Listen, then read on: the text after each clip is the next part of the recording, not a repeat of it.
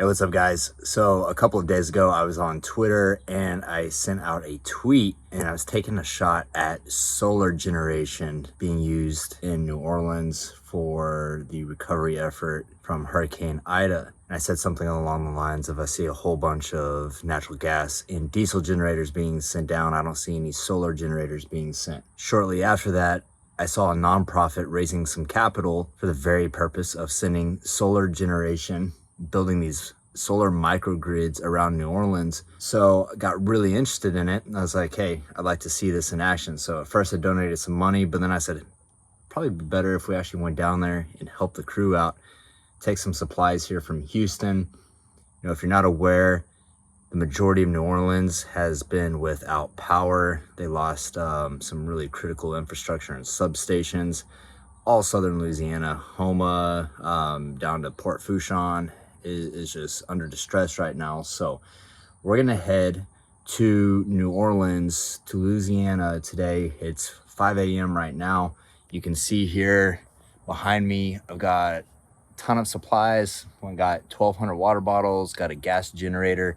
The house that we're staying at, we were really fortunate to have a host that's willing to let us stay the night. Unfortunately, their house doesn't have power, so we brought this gas generator. Got plenty of gasoline, got some box fans, because if you've never been to New Orleans, it is hot. It's even hotter when you don't have air conditioning.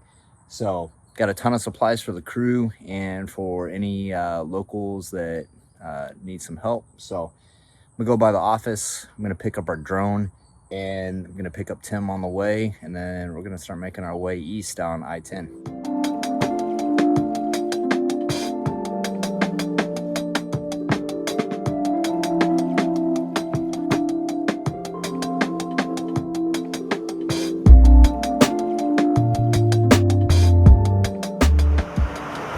Alright, so we just got fuel. We got about 45 gallons of gasoline that we're taking with us, so it never feels like you have enough gasoline. 45 gallons should be good enough for us. We just need to make sure that we have enough to run our generator, and then we have enough to get out of New Orleans. It's really hard to find gasoline in New Orleans and South Louisiana right now. So we're in Baytown. We're probably about 5 hours away from New Orleans. So it's gonna be really important for us to fuel up on the way. So we'll stop along the way, make sure we have a full tank in the U-Haul. That way we can stay as full as possible getting into New Orleans.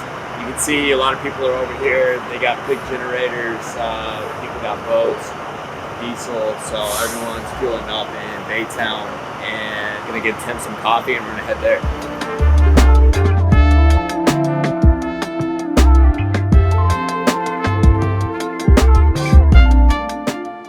So we got here to New Orleans at our host house, Michelle. Michelle was kind enough to let us stay here as base camp, but it worked out really well because she actually has a 1930s Sears and Roebuck house. It's a prefab house that actually the prefab plans called for having a basement. So she has a basement in New Orleans. That basement filled up with 2 feet of water, so had to take everything out of the basement. She has a lot of roof shingles that came off, just a lot of debris. So we took that stuff over here and put it in the center of the road. In the road, the city will come and grab all the debris if it's in the common space. So the name of the game is to get all the trash out there in the center of the road as fast as possible. So let's go take a look at our basement. You can see we had the fans set up running off of a generator to air it out. We had a professional come by. They said that that's not really doing much, so they're gonna bring a huge dehumidifier machine tomorrow that'll actually air this place out better. But she said the water was up about 2 feet, so it was actually coming up the interior stairs of the house. She said it was up to the second stair right here, so completely underwater. While Tim and I were driving in, just houses, the roofs were just completely ripped off, completely took them off, exposing the interiors of the houses. It's pretty crazy. So trees everywhere, blocking the roads, trees, you know, down across the highways. So a lot of damage. Fortunately, there wasn't too much flooding. It's more wind damage, but there was a lot of wind damage. So a lot of pickup. We're waiting for the guys with the solar generators. They're coming down from Tennessee, from Chattanooga area. They should be here pretty soon. We're gonna go link up with them. A lot of people are telling us that Homa and South Louisiana area, like around Cutoff, is just devastated. They don't have any power there. So I think we may take those gen sets down there tonight and get those set up. We'll see. Once they get here, we're gonna link up and get a plan, and we'll go from there.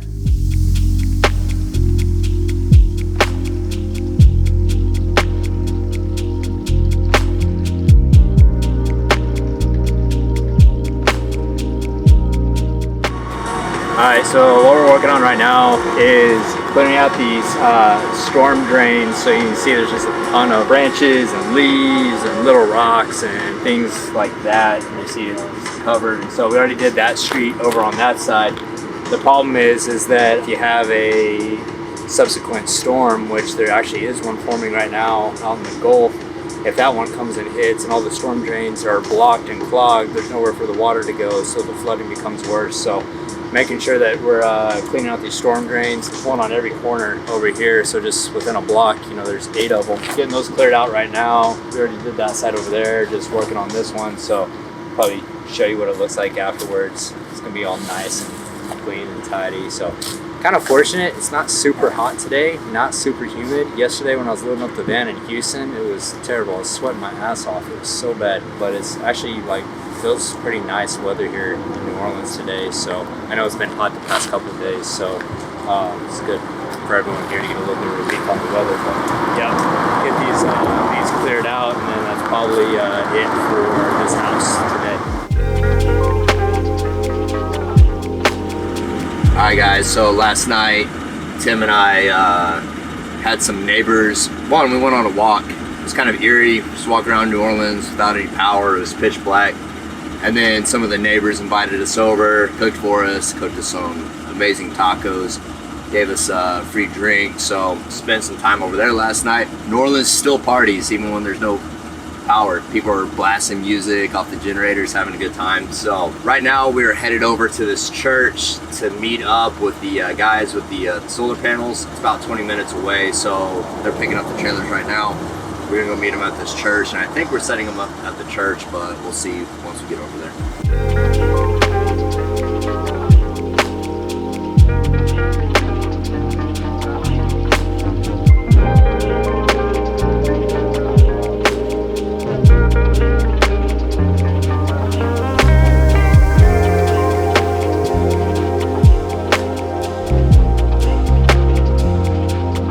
We are at, where are we at right now? We are at the Landing Zones parking lot. All right, Landing Zones parking lot. So this is Will with Footprint Project.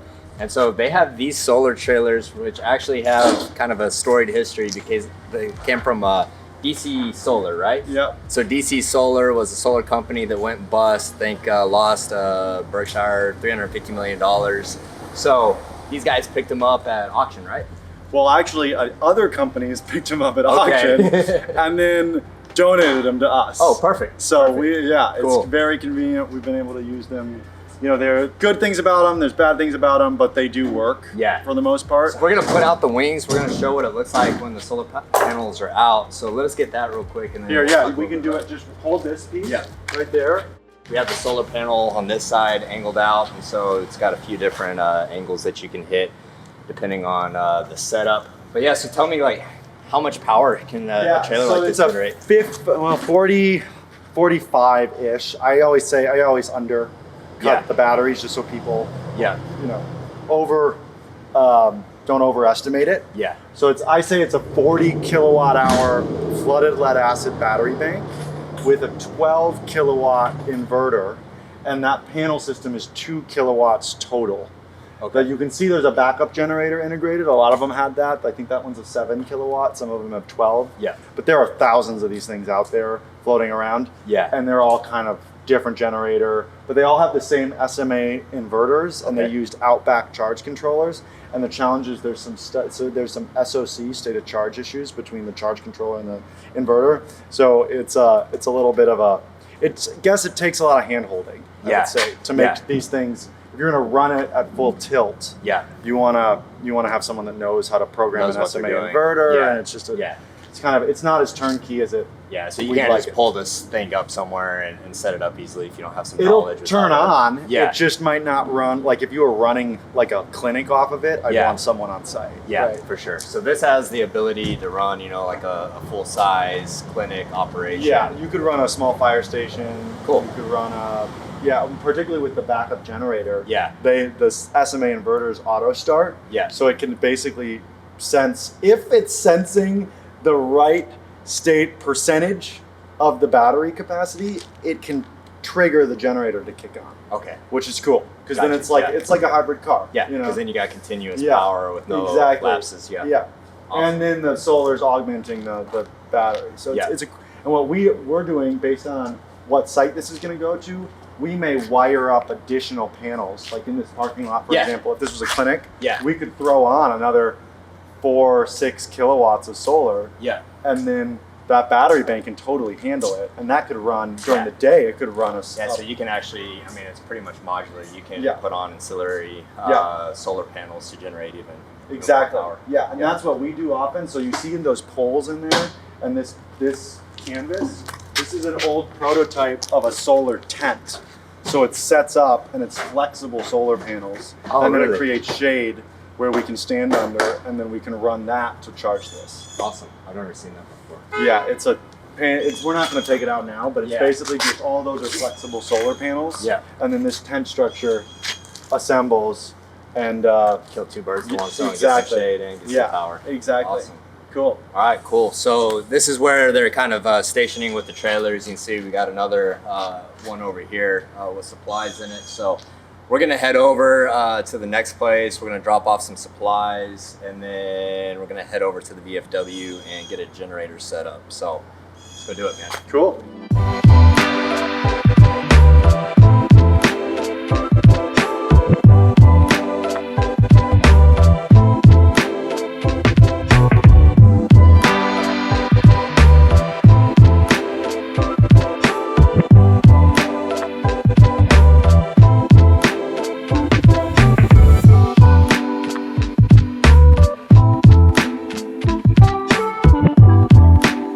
So we're out back at the VFW. Dominic is here wiring up one of the sun kits. So you can see behind you, you got the solar panels. Got our cases for the batteries, and you can see in here. Like we got Dominic to wire it up. It's a little complex. Need a certified electrician. But soon they'll have power. They just got Wi-Fi set up, so we also got food being delivered. So they're gonna have meals going out to the community. They're gonna have electricity provided via solar, and then have Wi-Fi. They're gonna be up and running in no time. So once they get done here, we'll see what the final product looks like.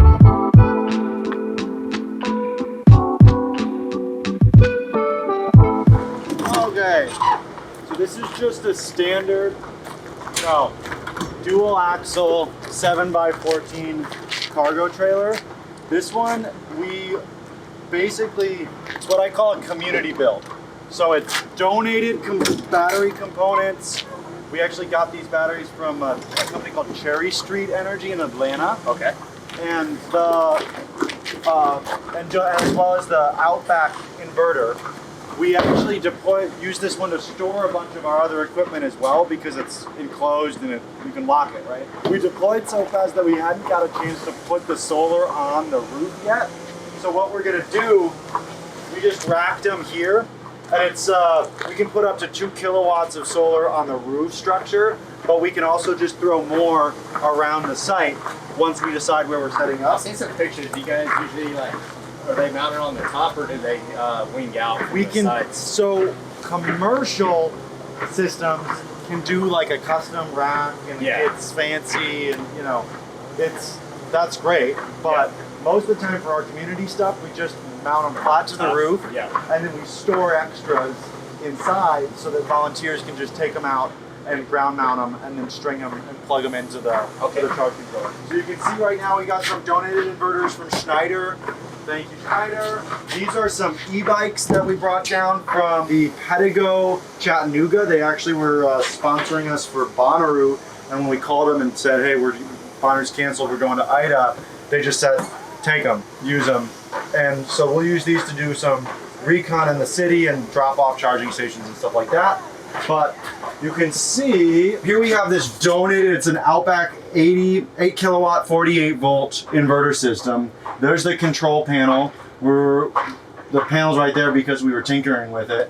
This is it's an Outback FlexMax charge controller and a Midnight charge controller. So they each can handle, I think, about 6 kilowatts of PV in. So you can throw a bunch of solar onto this battery system. And then here are your combiner boxes, right? So these, when we would set up ground mount systems, you just plug in your MC4s to here, right? And you could string a bunch of, strings of solar panels in series. These two batteries right here are 48 volt, 300 amp hour batteries. So they roughly have 14 kilowatt hours each of usable storage. So, I mean, combined, that makes this system a 28, I usually say 25 just because I don't want to over promise to someone who's going to be plugging in, but 25 kilowatt hour storage system with an 8 kilowatt inverter, how many electrons it can spit out at any 1 second.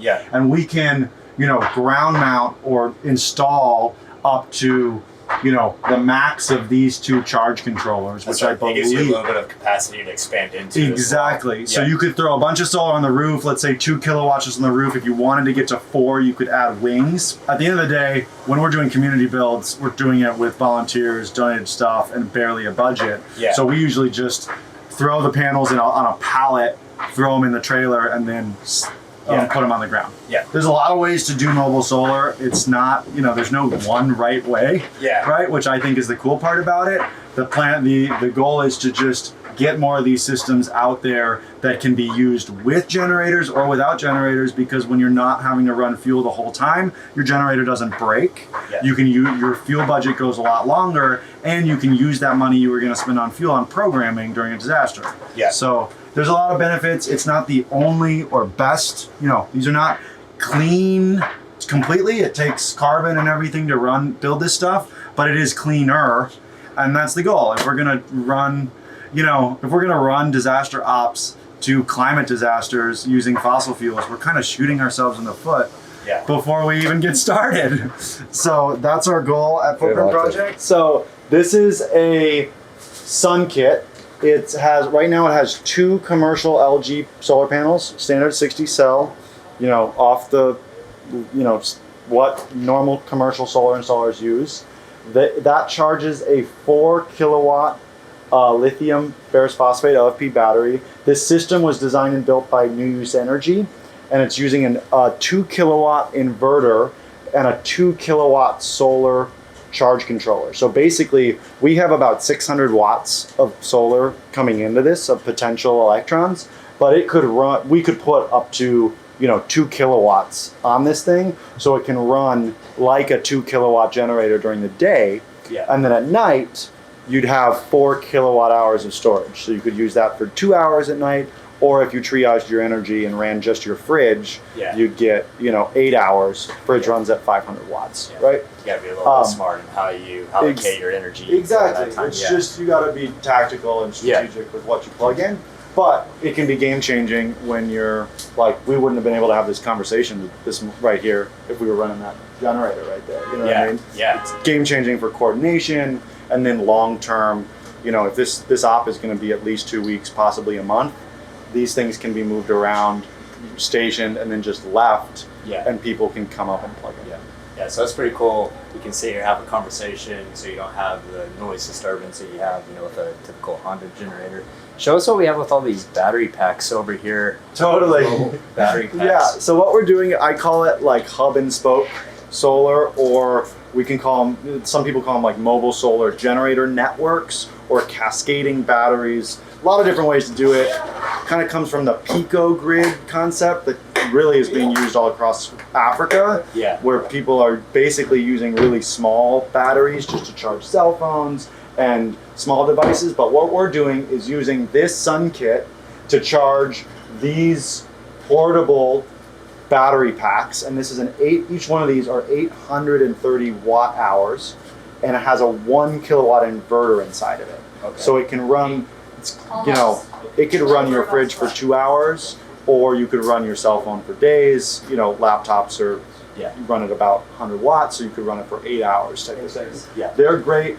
We use these to set up smaller, like street corner cell phone charging networks with like 20 USB ports, and just say, hey, tweet it and say, hey, come charge your phone. Yeah. And then we can also just grab them and pick them up at night, or they're just more flexible. Yeah. But so those are kind of like what I call a briefcase battery. And then this sun kit we just finished up, so that one will go out today to sites, hopefully.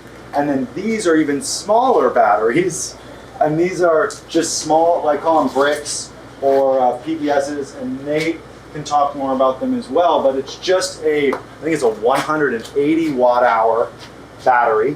It's actually made from a repurposed scooter, those electric is it really? Yeah. Yeah, Like so a bird scooter? Yeah, they're literally, it's the same thing. So you can see here you got a couple of USB plugs, a couple of 110 outlets, and so I'm assuming this is good, if you need to recharge laptop or Laptop phone. and cell phones, or a Wi-Fi router. It's like those three are key. This would not run your fridge. Right? Not gonna do that. So it's pretty cool. So you have the mothership, you have these sun kits, and then you have all of these different types of battery packs, whether it's these 300 watt or 800 watts. Right. So this helps the community have access to power if they need to charge small electric devices.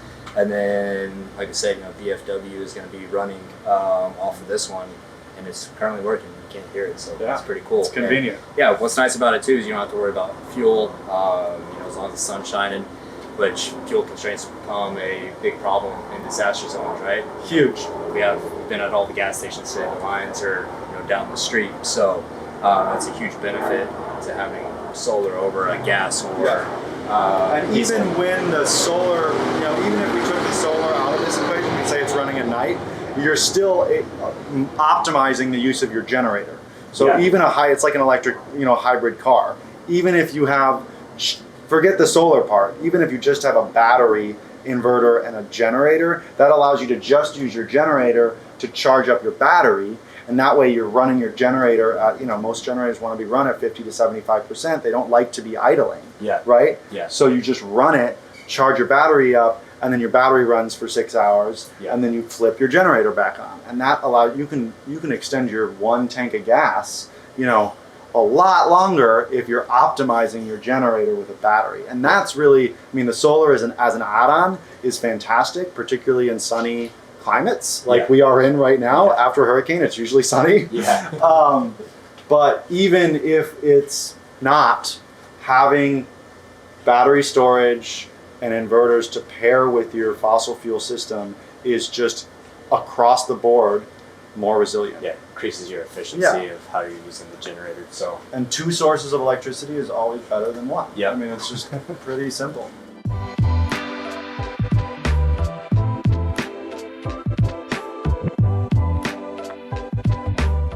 Back on the road, we got all of our supplies dropped off at VFW. Our boy Ron, one of my favorite guys that I met this trip, love that guy. He is working on getting all those supplies on a boat to go down to South Louisiana around Homa and surrounding towns. We can't get there, it's still underwater, so they're going to be taking high water military vehicles and boats, and so he got our supplies on that boat.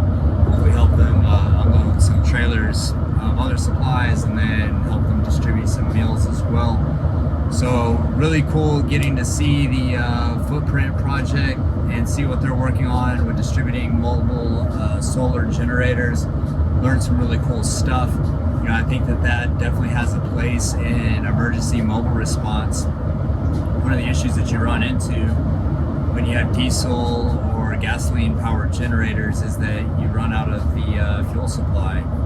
The gas lines here in New Orleans were just extremely long, and that was if the gas stations even had gas or the ability to take credit cards. So it's just hard to to get the fuel for them. So if you could have some solar power generation, as long as the sun is shining, you can have power. So I think it's definitely a good tool to have in the toolkit for mobile response, and maybe we'll start seeing some organizations like Red Cross start utilizing that a bit more. But really cool thing that they're doing. The team is great. Will and Jamie and everyone else over there, just really good people. So it's great experience. Always happy to help out people in Louisiana. They help us out here in Houston, especially during things like Hurricane Harvey.